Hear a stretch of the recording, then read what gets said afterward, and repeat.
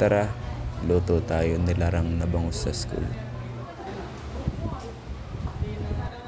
Simulan natin sa paghuhugas ng ating isda. Bali ang isda na ginamit namin dito is bangus, no? Dito nag-iwan na kami ng mga aromatics. Bawang, sibuyas, kamatis. Yan. May luya din tayong kinaya dyan, tsaka spring onion, tsaka sili. Yung bawang kinuha mo naman. Hey! Ang pogi ni Baring. Tara, start na tayo magluto.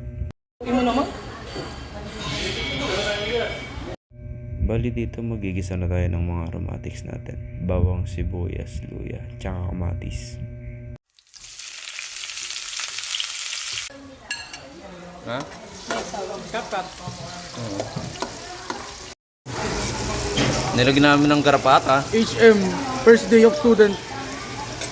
Bali dito naglagay na kami ng black beans. Sinabay na namin sa pag-iisa. Yung mga black beans naman may mabibili kayo yan sa Save More. Yan, mga nakasashay lang naman yan. Mura lang yan.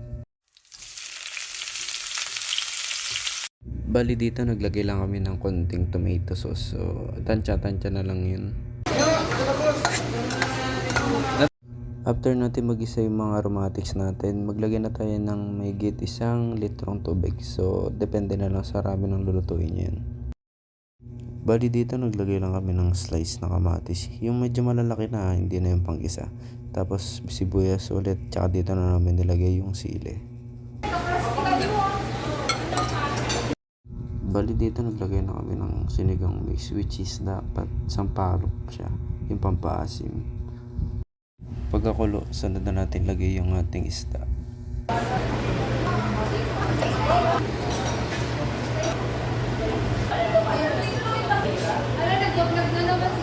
Bali yung spring onion huli naming nilagay dito, no? So habang hinahantay natin kumulo, tara tignan natin niluluto ng iba. Sa Bisaya nga wala sir, pero sa Maynila meron. Bali dito tapos na rin kami magluto, so plating na tayo.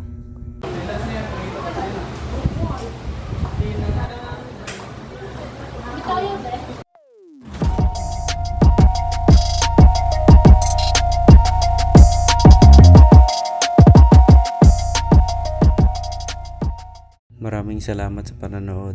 Food trip na mga tropa.